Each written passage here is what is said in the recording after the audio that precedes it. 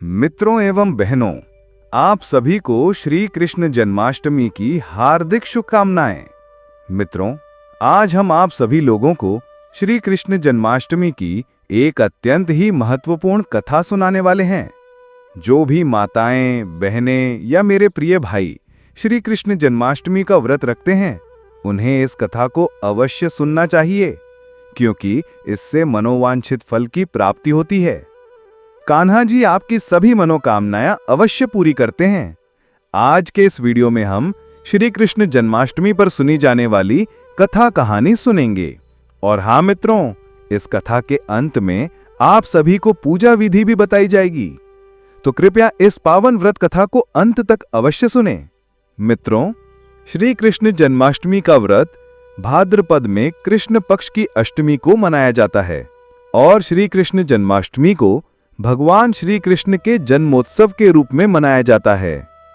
भगवान श्री कृष्ण का जन्म भाद्रपद कृष्ण पक्ष की अष्टमी को बुधवार के दिन रोहिणी नक्षत्र में अर्धरात्रि के समय हुआ था। जन्माष्टमी का यह व्रत पूरे साल में रखे जाने वाले व्रतों में सबसे बड़ा माना जाता है। इस व्रत को व्रतराज कहा जाता है। ऐसी मान्यता है कि जो कोई भी जन्माष्टमी का एक व्रत करता है, उसे पूरे साल के सभी व्रत करने जितना पुण्य मिलता है। कोई भी व्यक्ति यदि करोड़ एकादशी का व्रत करे, तब जाकर एक जन्माष्टमी व्रत के फल के बराबर पुण्य मिलता है। जो भी जन्माष्टमी का व्रत करता है, भगवान श्री कृष्ण उसकी सभी मनोकामनाएं पूरी करते हैं।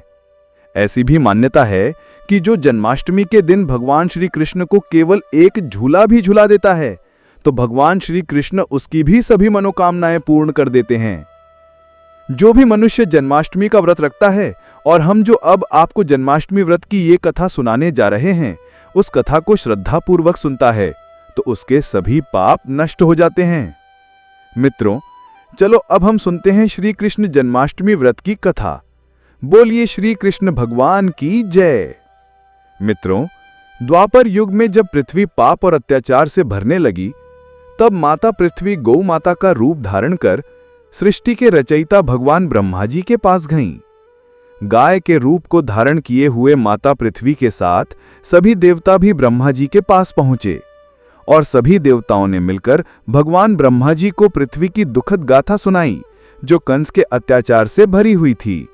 उन्होंने कहा, हे ब्रह्मदेव, सृष्टिकर्ता, पालनहारों के आधार, आज मैं करुणा और व्यथा से भरी होकर आपके श्री चरणों में आई हूँ। मैं वही पृथ्वी हूँ जिसे ऋषियों ने धरणी, वसुधा और भूमि माता कहा है। आज मैं उसी रूप को त्याग कर गाय का स्वरूप धारण करके आपके सामने खड़ी हूँ, क्योंकि गौ माता ही वो प्रतीक है जिसमें धर्म, करुणा और जीवन की रक्षा का भाव समाहित है। हे ब्रह्मदेव, पृथ्वी पर आज एक ऐसा अत्याचारी जन्म ले चुका है जिसका नाम सुनकर भी चेतन प्राणियों की आत्मा कांप उठती है। कंस, जो मथुरा का राजा कहलाता है, परंतु आचरण से वो राक्षसों का अधिपति है। उसका हर एक निर्णय अधर्म को बढ़ावा देता है। वो धर्माचार्यों का अपमान करता है, तपस्वियों को बंदी गृह में डालता है, स्त्रियों की मर्यादा भंग करता है, और मेरी संतानों, गौओं, ऋषियों, किसानों और सच्चे प्रजाजनों पर अमानवीय अत्याचार करता है। हे ब्रह्मदेव, मेरा धैर्य अब टूटने को है।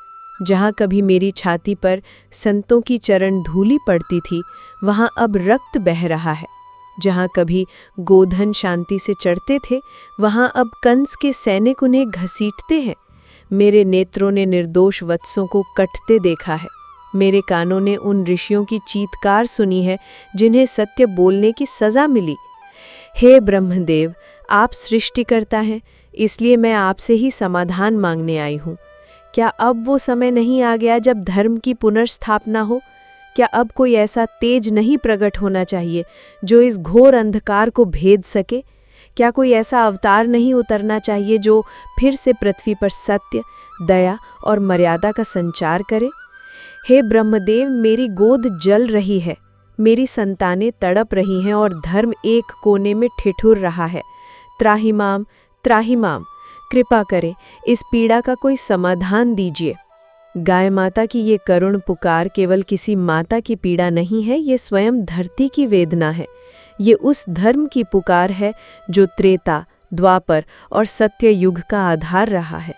जब जब अधर्म अपनी सीमा को लांघता है, जब जब संत जनों का हृदय रो उठता है, जब जब प्रजा पर शोषण का अंधकार छा जाता है, तब किसी एक को नहीं, स्वयं भगवान विष्णु को अवतरित होना पड़ता है। गाय माता की इतनी बात सुनने के बाद भगवान ब्रह्मा कहते हैं, हे माता पृथ्वी, जो आज गाय माता के रूप में मेरी शरण में आई हो, तुम्हारे ये अश्रु केवल किसी माता के नहीं हैं, ये तो समस्त सृष्टि की व्यथा हैं। जब जब तुम रोती हो, तब तब समस्त लोगों की आत्मा कांप उठती है। तुम वो हो जिसकी गोद में ऋषि मुनियों ने तप किया, यज्ञ हुए, वेदों की ऋचाएं गूंजी। पर आज जब तुम्हारी गोद में रक्त बह रहा है, जब गौवध और सत्पुरुषों की हत्या हो रही है, तब ये संकेत है कि अब अधर्म अपनी सीमा लांघ चुका है।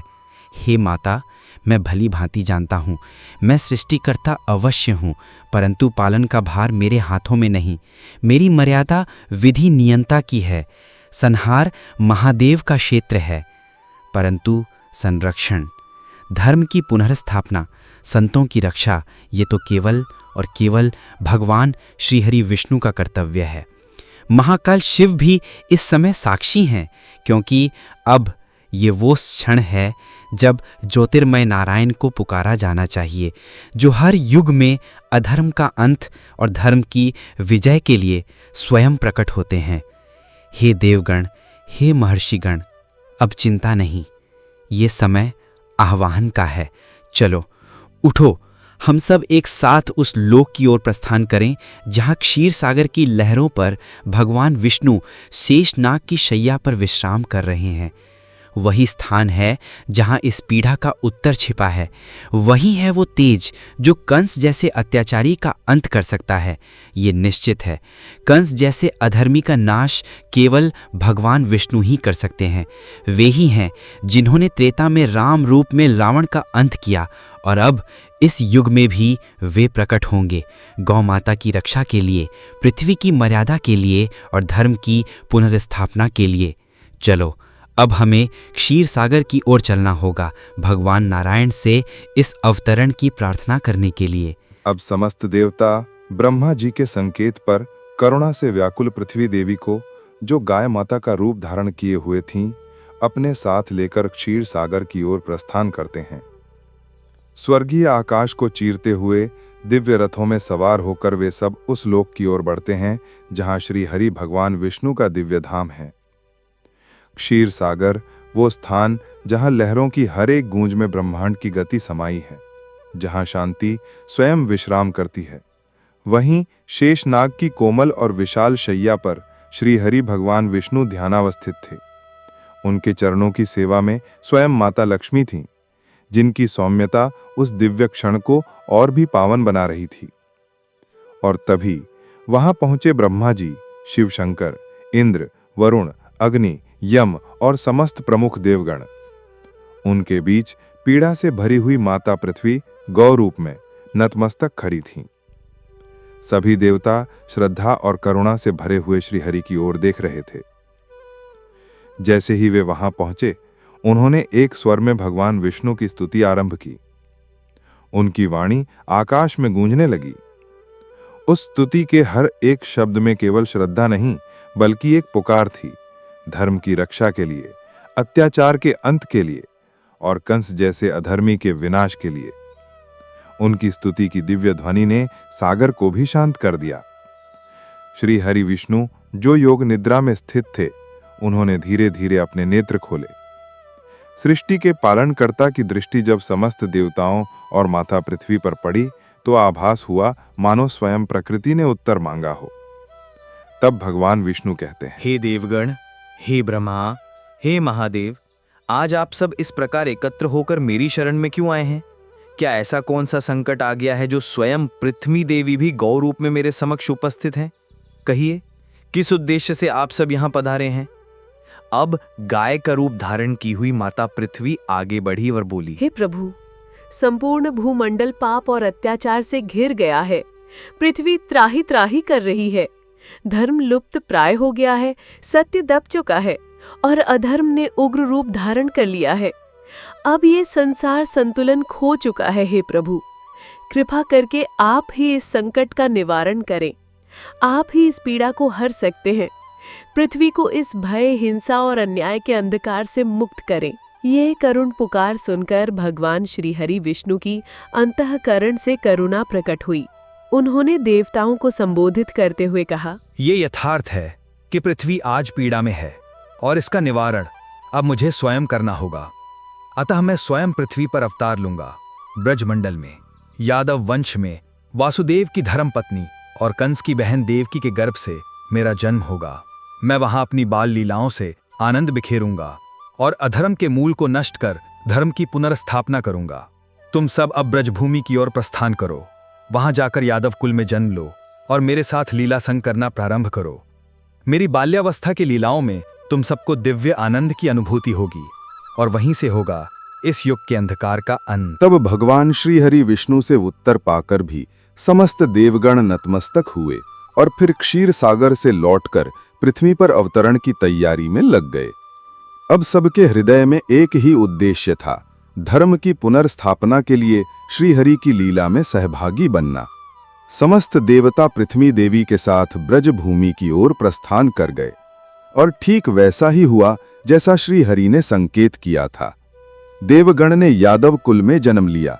कोई नंद बाबा बने, कोई यशोदा माता, कोई गोपियां, कोई सखाएं, कोई ग्वाल बाल और कोई ब्रजधाम की लीलाओं के पात्र बन गए। ऐसा प्रतीत होने लगा मानो स्वयं वैकुंठ ब्रज के रूप में धरा पर उतर आया हो। धीरे धीरे समय बीतने लगा, सृष्टि की गति फिर चलने लगी। परंतु अभी वो महान क्षण आना शेष था जब स्वयं श्री हरि विष्णु इस धराधाम पर प्रकट होंगे। कुछ समय पश्चात एक दृश्य घटित होता है जो युगों तक स्मृति में अंकित हो जाता है। मथुरा नगरी में महाराज शूरसेन की पुत्री देवकी का विवाह वासुदेव से संपन्न होता है। देवकी का भाई कंस, जो मथुरा का राजकुमार और सेनापति था, अपनी बहन के प्रति स्नेह दर्शाते हुए स्वयं उसे विवाह के बाद ससुराल छोड़ने के लिए रथ हाँकता है। रथ में वासुदेव, देवकी और स्वयं कंस बैठे हुए हैं। रथ जैसे ही गोकुल धाम की ओर बढ़ता है, चारों दिशाओं में रहस्यमय मौन छा जाता है। आकाश स्थिर हो जाता है, वायु रुक जाती है और सूर्य भी बादलों में ढक जाता है। और तभी एक दिव्य आकाशवाणी गूंजती है, अरे दुराचारी कंस, जिसे तू अपनी बहन मानकर ससुराल छोड़ने के लिए प्रेम पूर्वक रथ में बैठाकर ले जा रहा है, उसी देवकी के गर्भ से जन्म लेने वाला 8वां पुत्र तेरे अहंकार, तेरे अत्याचार और तेरे राक्षसी साम्राज्य का विनाश करेगा। वही पुत्र तेरी मृत्यु का कारण बनेगा। वही पुत्र धर्म की स्थापना करेगा। वही पुत्र तेरे पापों का अंत करेगा और उसी के हाथों तेरी गाथा एक कलंकित इतिहास बन जाएगी। वाणी थमी, पर उसका प्रतिध्वनि कंस के मन में गूंजता रहा। वो क्षण मात्र में भय और क्रोध से भर उठा। उसकी आंखों में चमकती सत्ता एक पल में दरिंदगी और घृणा में बदल गई। अब उसके लिए बहन, परिवार या भावनाएं कुछ नहीं थी। उसे केवल अपनी मृत्यु का भय रह गया था। और वहीं से शुरू हुआ उस निर्दयी कंस का वो क्रूर संकल्प, जिसने मातृत्व, प्रेम और मानवता की सीमाएं तोड़ दी। जब कंस ने इस आकाशवाणी को सुना, तब उसने तुरंत ही तलवार उठा ली और देवकी को मारने के लिए दौड़ पड़ा। तभी वासुदेव ने उसे पकड़ लिया और कंस से कहा, हे कंस, ये तो एक अबला स्त्री है। तुम्हारी अपनी बहन, जिसकी अभी अभी तुमने विदाई की है, वह निर्दोष है, निसंदेह बेकसूर है। उसे मारना न केवल अन्याय होगा, बल्कि तुम्हारे यशस्वी नाम पर एक कलंक भी बन जाएगा। क्या ये तुम्हारे समान एक सामर्थ्यशाली योद्धा और राजा को शोभा देता है कि वो अपनी ही बहन की हत्या का पाप करे, वो भी केवल एक भविष्यवाणी के डर से? कंस, मृत्यु से कोई नहीं बच सकता, ये सत्य है, लेकिन उसका मार्ग तुम्हारे हाथों क्यों पाप से रंगे? यदि तुम्हें अपनी मृत्यु का इतना ही भय है तो मैं तुम्हें वचन देता हूं, जब भी देवकी के गर्भ से कोई संतान जन्म लेगी, उसी क्षण मैं स्वयं उस संतान को तुम्हारे हाथों समर्पित कर दूंगा। तुम उसके साथ जो चाहे सो करना। उसे मारना हो, बंदी बनाना हो, वो तुम्हारी इच्छा। जब प्रत्येक संतान तुम्हारे हाथ में होगी, तब किसे भय होगा उस 8वें पुत्र से? तब कौन आएगा तुम्हारे विरुद्ध? और यदि तुमने सच में अपने भीतर धर्म और नीति का कोई अंश बचा रखा है, तो मेरी बात पर विश्वास करो और अपनी बहन की हत्या जैसे अधर्म से बच जाओ। अब जब कंस ने वासुदेव की बात सुनी तो वो बाहर से शांत दिखा, लेकिन भीतर से भय और क्रोध से उबल रहा था। उस अत्याचारी कंस ने वासुदेव के वचन को मान तो लिया, परंतु अपने क्रूर स्वभाव को छिपाते हुए उसने एक योजना बनाई और उसी क्षण वासुदेव और देवकी को पकड़वाकर मथुरा के गहन अंधकारमय कारागार में बंद करवा दिया। अब जब भी देवकी के गर्भ से कोई पुत्र जन्म लेता तो कंस उसे क्रूरता से छीन लेता और निर्दयता से मार डालता। एक एक करके देवकी की 7 संतानें जन्म लेते ही कंस के हाथों मौत की शिकार हो गईं। वो प्रत्येक संतान को अपनी मृत्यु का संभावित कारण मानता रहा और अपने भय में लगातार पाप करता गया। लेकिन जब कंस को यह पता चला कि देवकी 8वीं बार गर्भवती है, तो उसका आतंक और अधिक बढ़ गया। अब वो किसी प्रकार की ढिलाई नहीं चाहता था। उसने वासुदेव और देवकी को उस पुराने कारागार से निकालकर एक विशेष सुरक्षा वाले कारागार में डलवा दिया। वहां 24 घंटे सैनिकों का कड़ा पहरा बैठाया गया। कारागार के चारों ओर गुप्तचरों की दृष्टि, भीतर लोहे के मजबूत द्वार और हर कोने पर तलवार लिए सिपाही खड़े कर दिए गए। और फिर वो पावन रात्रि आई। भाद्रपद मास कृष्ण पक्ष की अष्टमी तिथि और आधी रात का वो रहस्यमय समय, जब आकाश में मेघ घिरे थे, आंधी चल रही थी और मथुरा नगरी एक गहरी निद्रा में डूबी हुई थी। इसी दिव्य क्षण में कारागार के भीतर अचानक एक तेजोमय प्रकाश फैल गया। चारों ओर मधुर संगीत, शंख ध्वनि और अद्भुत दिव्य गंध फैलने लगी। और तब देवकी की कोख से स्वयं भगवान श्री हरि विष्णु ने कृष्ण रूप में अवतार लिया। वे पद्मधारी, शंखधारी, गदाधारी, चक्रपाणी, चतुर्भुज रूप में प्रकट हुए। उनकी आंखों की ज्योति से कारागार आलोकित हो गया। वासुदेव और देवकी उस दृश्य को देखकर स्तब्ध रह गए। उन्होंने हाथ जोड़कर भाव विभोर होकर भगवान के चरणों में नतमस्तक हो गए। तब प्रभु ने अपनी योग माया से बाल रूप धारण किया और उसी क्षण वासुदेव और देवकी की बेड़ियां अपने आप टूट गईं। कारागार के भारी द्वार स्वयं खुल गए और बाहर खड़े सभी पहरेदार, सैनिक अचानक गहरी नींद में सो गए। वासुदेव समझ गए कि ये ईश्वरीय संकेत है। उन्होंने तुरंत बालकृष्ण को एक छोटे से टोकरे में रखा और निकल पड़े गोकुल धाम की ओर। जब वासुदेव यमुना जी में उतरे, तब यमुना जी का जल धीरे धीरे ऊपर चढ़ने लगा। ये कोई साधारण बाढ़ नहीं थी, ये यमुना माता की भक्ति थी, जो परमात्मा श्री कृष्ण के चरण कमलों को छूने को लालायित हो उठी थी। जब यमुना ने भगवान के पावन चरणों को छू लिया, तभी जल शांत हो गया, यमुना का प्रवाह घट गया और वासुदेव पैदल ही यमुना को पार कर गए। आखिरकार वे गोकुल धाम पहुंचे। वहां नंद बाबा का गृह मिला। द्वार स्वतः खुला हुआ था। भीतर देखा तो माता यशोदा गहरी निद्रा में थीं और उनके पास एक नवजात कन्या सो रही थी। वासुदेव ने भगवान श्री कृष्ण को वहां सुला दिया और उस कन्या को लेकर वापस चल पड़े। जब वासुदेव पुनः मथुरा के कारागार में पहुंचे तो द्वार अपने आप बंद हो गए। हाथों में बेड़ियां फिर से लग गईं और सोए हुए पहरेदार जाग गए। कुछ ही क्षणों में वो कन्या जोर जोर से रोने लगी। पहरेदारों ने तत्काल सूचना दी कि देवकी की 8वीं संतान का जन्म हो चुका है। ये सुनते ही कंस दौड़ता हुआ कारागार पहुंचा। उसने कन्या को अपनी बाहों में उठाया और पत्थर पर पटकने के लिए जैसे ही ऊपर उठाया कि तभी एक अद्भुत चमत्कार हुआ। वो कन्या उसके हाथों से छूटकर आकाश में उड़ गई। वो अब कोई साधारण कन्या नहीं थी, वो थी स्वयं महाशक्ति योगमाया, जो 8 भुजाओं से युक्त सिंह वाहिनी तेजस्विनी रूप में आकाश में प्रकट हो गईं। और फिर साक्षात देवी ने अपनी दिव्य वाणी में कहा, अरे दुराचारी कंस, तू अपने अहंकार में अंधा हो चुका है। तूने धर्म को रौंदा है, माँ की ममता को कलंकित किया है और संतान की मासूमियत को कुचल डाला है।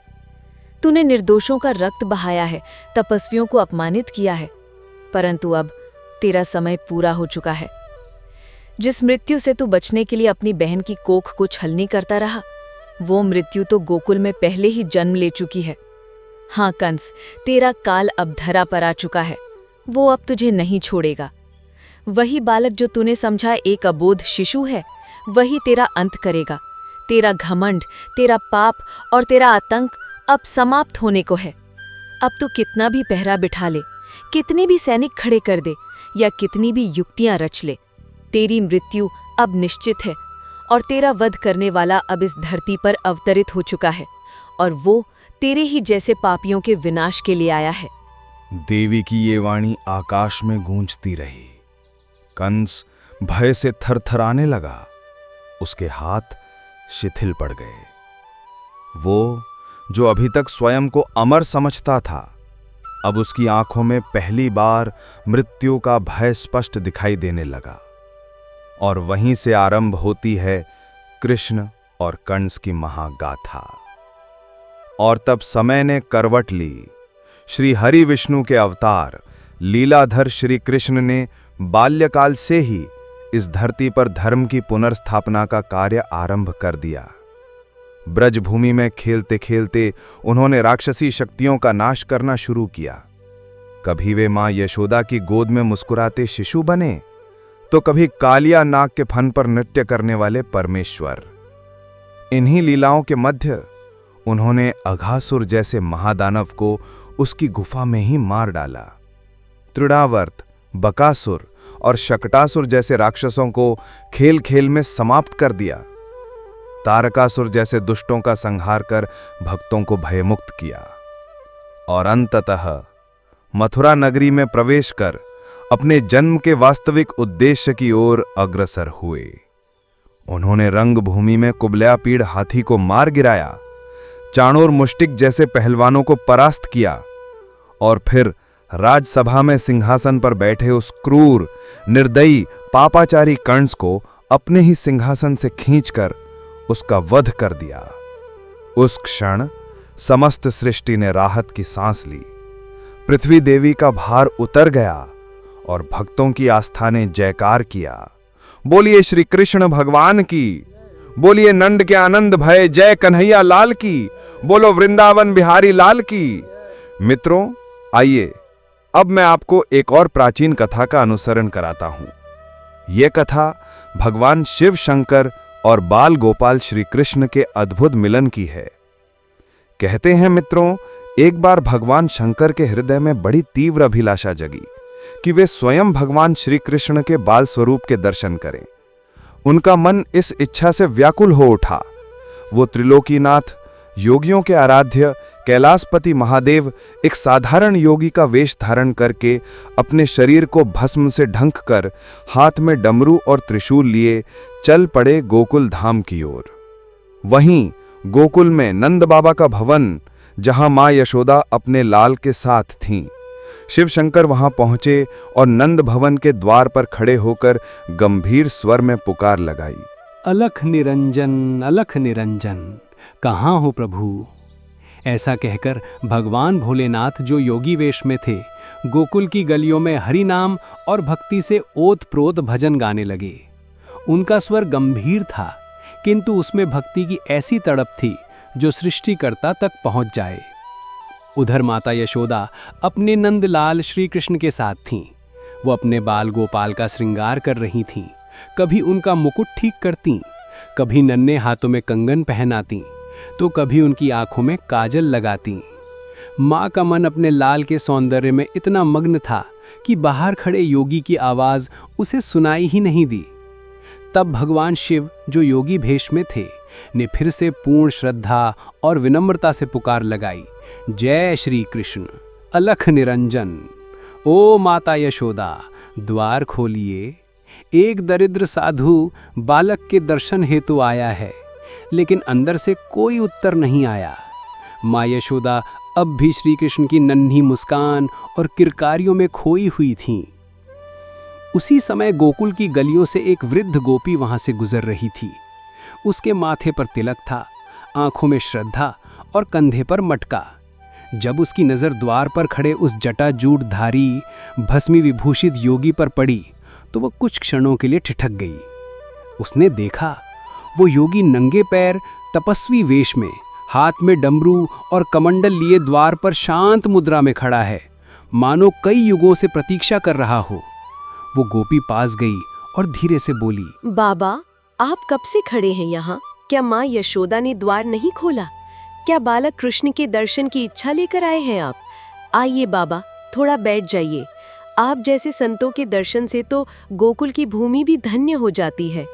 तब योगी के भेष में भगवान शिव शंकर बोले, हे माते, मैं इस घर की गृह स्वामिनी को पुकार रहा हूँ, परंतु अब तक कोई भी माता मुझे भिक्षा देने के लिए बाहर नहीं आई है। मुझे उन्हें पुकारते हुए बहुत देर हो गई है। योगी के वेश में खड़े भगवान शंकर की करुण वाणी सुनकर वह वृद्ध ब्रजवासी गोपी रुकी और मुस्कुराते हुए बोली, बाबा, क्या आपको भिक्षा चाहिए? तब भगवान शिव शंकर ने सिर झुकाकर उत्तर दिया, हाँ माता, मुझे भिक्षा चाहिए।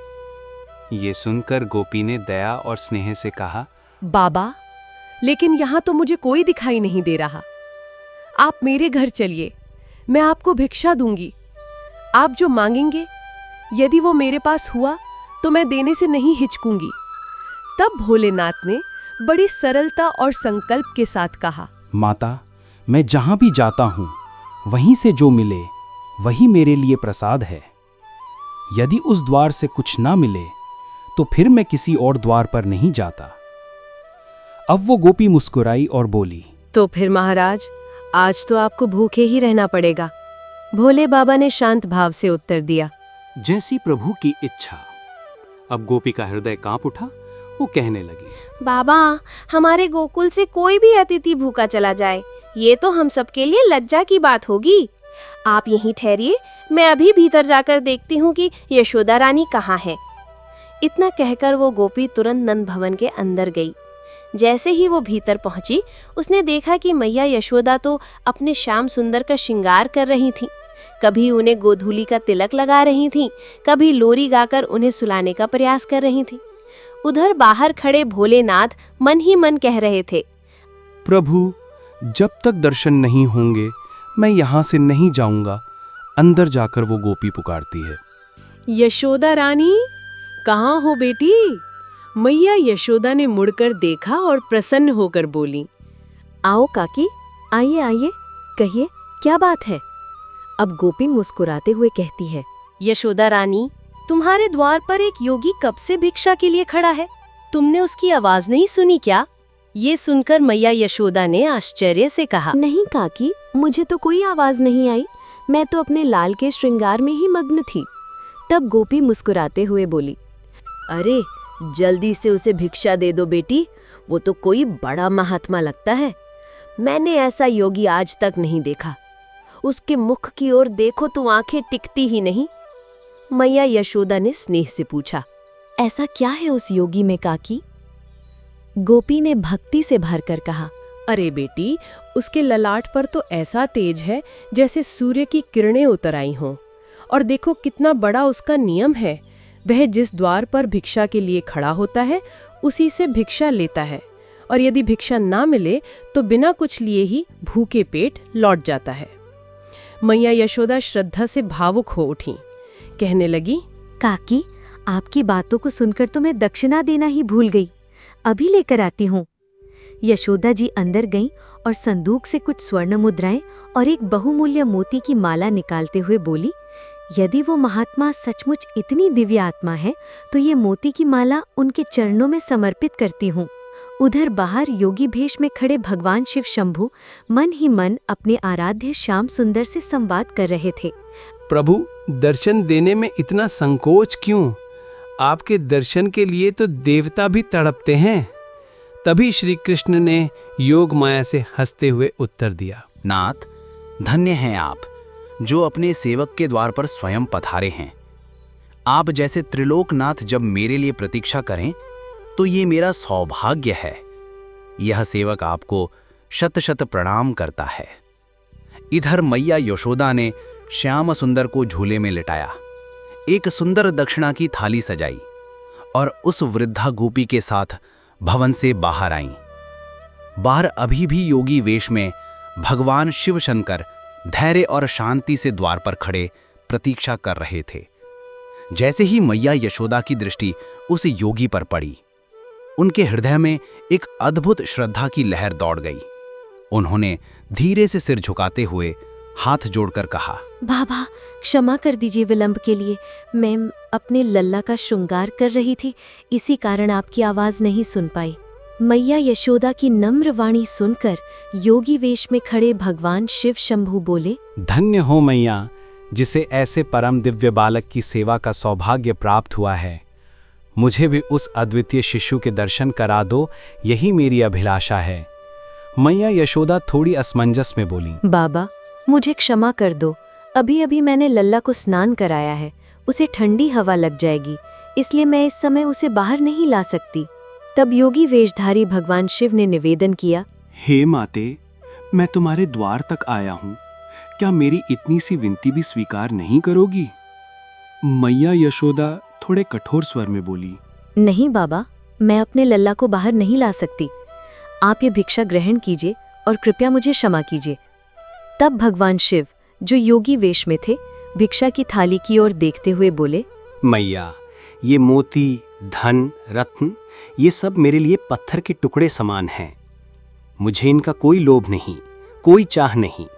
यदि आपको चाहिए तो मैं अपने कमंडल से आपको ऐसे हीरे, मोती, माणिक दे सकता हूँ, पर मेरी एक ही भिक्षा है, तुम्हारे लल्ला की दर्शन करा दो।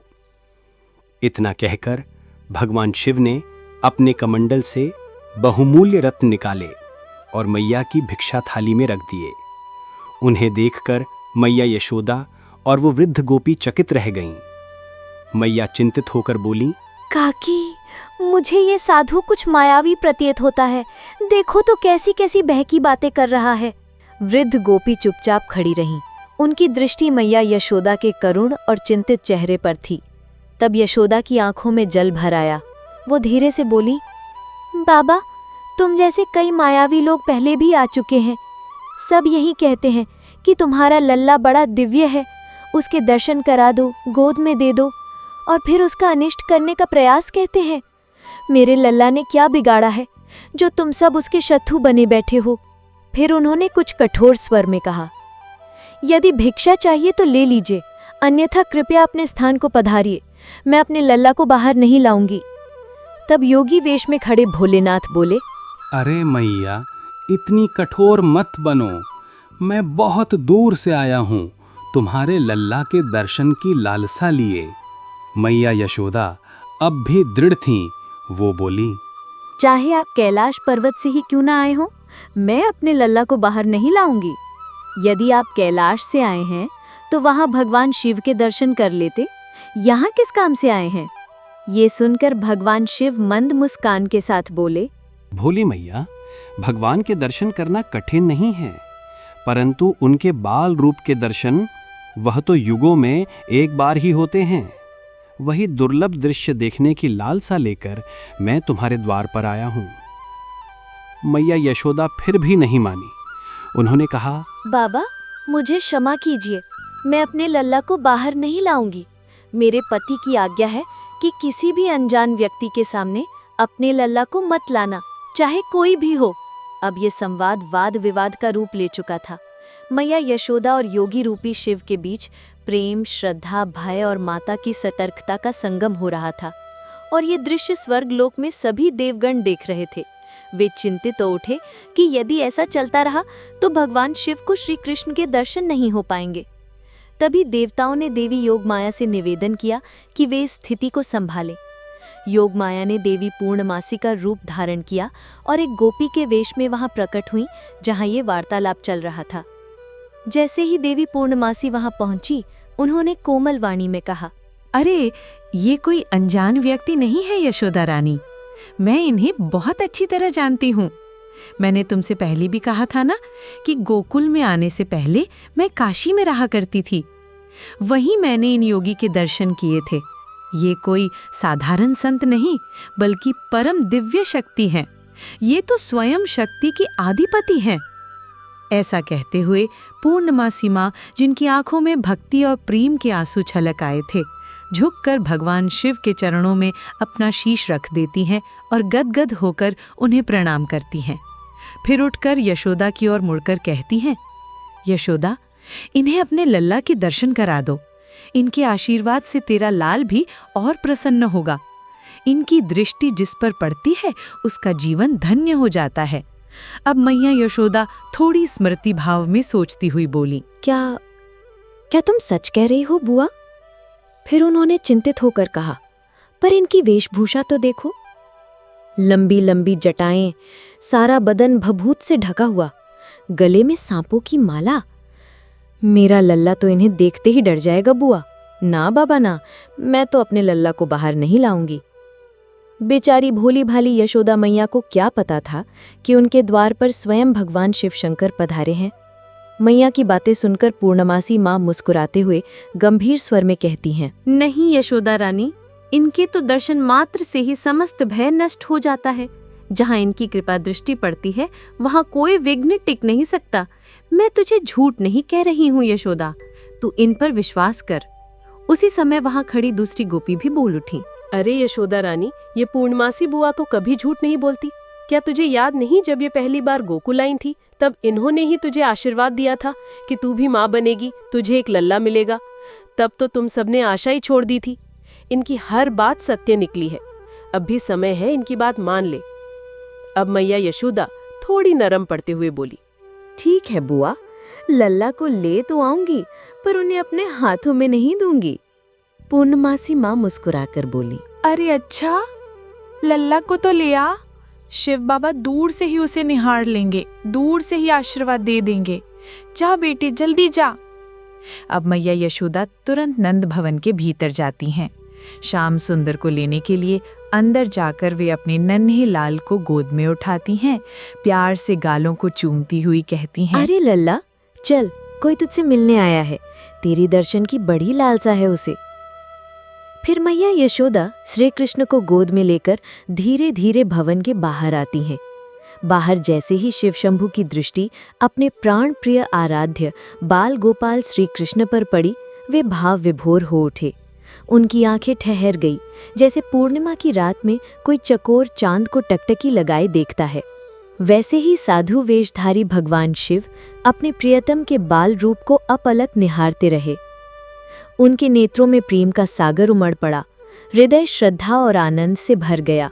वे झुककर श्याम सुंदर को प्रणाम करते हैं और उस क्षण श्री कृष्ण के अधरों पर एक मधुर मुस्कान छा जाती है। अब उस क्षण भगवान शिव प्रेम से विह्वल होकर मैया यशोदा की ओर देखते हुए कहते हैं, मैया, यदि आपकी आज्ञा हो तो क्या मैं आपके लल्ला के चरणों में अपना मस्तक रख सकता हूँ? शिव शंभू की इस करुण याचना पर मैया यशोदा ने स्नेह के साथ किंतु मात्र सत्ता की दृढ़ता से कहा, नहीं बाबा, मैं अपने लल्ला को किसी को छूने नहीं देती। ये मेरी मर्यादा है, मेरी ममता की रक्षा है। तभी पूर्णमासी बुआ समझदारी से मुस्कुराई और योगी वेशधारी शिव शंभू से बोली, बाबा, आप पहले अपने चरण रच तो दीजिए। भगवान शिव ने श्रद्धा पूर्वक अपने पावन चरण आगे बढ़ाए और पूर्णमासी माँ ने वो चरण रज अपने हाथों में लेकर धीरे से श्याम सुंदर की ललाट पर लगा दी। जैसे ही शिव शंभू के चरणों की रज श्याम सुंदर के मस्तक से स्पर्श करती है, प्रभु श्री कृष्ण मन ही मन शिव से कहते हैं, प्रभु, आपके चरणों की धूल ने तो मेरा सिर धन्य कर दिया। आपकी इस प्रेम और समर्पण के लिए मैं हृदय से कृतज्ञ हूँ। भगवान शिव ये सब देखकर अद्भुत प्रेम से भर उठते हैं। वे कहते हैं, स्वामी, ये कैसा न्याय है? हम इतनी दूर से आपके बाल रूप के दर्शन की लालसा लिए आए और आपको आलिंगन तक नहीं कर सके। जिन चरणों से गंगा प्रकट होती है, क्या उन्हीं चरणों को हम एक बार भी नहीं छू सकते? तभी भगवान शिव अपने ही एक अदृश्य प्रतिबिंब से श्याम सुंदर के चरणों को स्पर्श करते हैं और भाव विभोर होकर उनकी स्तुति करते हैं। वे पुरुष सूक्त के मंत्रों से प्रभु की वंदना करते हैं, जो श्री कृष्ण को अति प्रिय हैं। उनकी वाणी में वेदों की गंभीरता और भक्ति की मधुरता एक साथ झलकती है।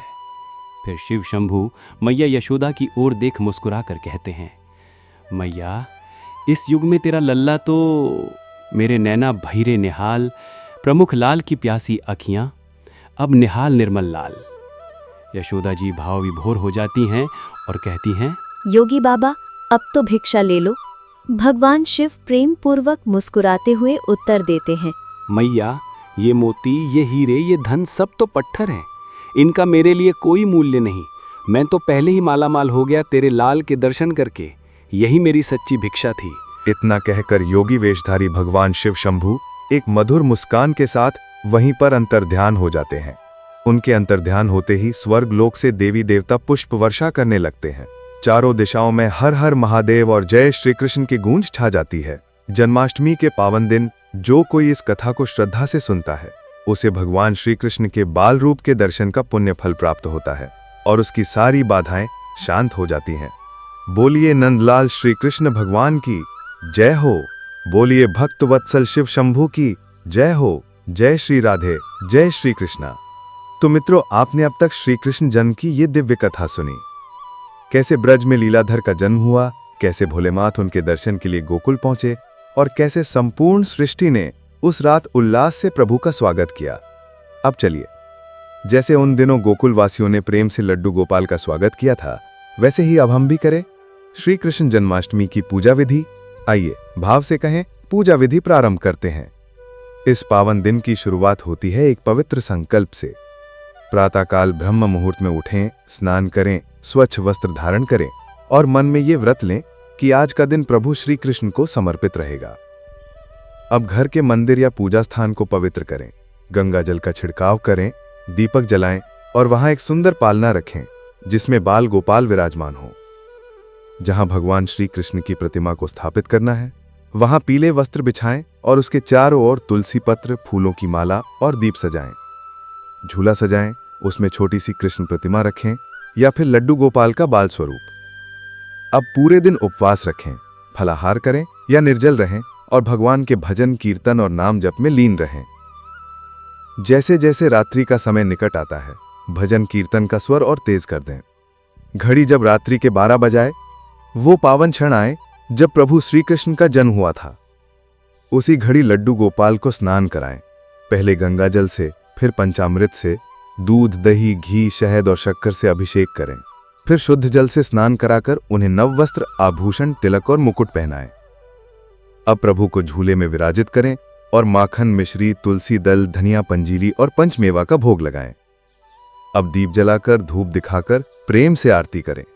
आरती करते समय हाथ जोड़ें, आंखें बंद करें और प्रभु से अपने जीवन में प्रेम, शांति और भक्ति की याचना करें।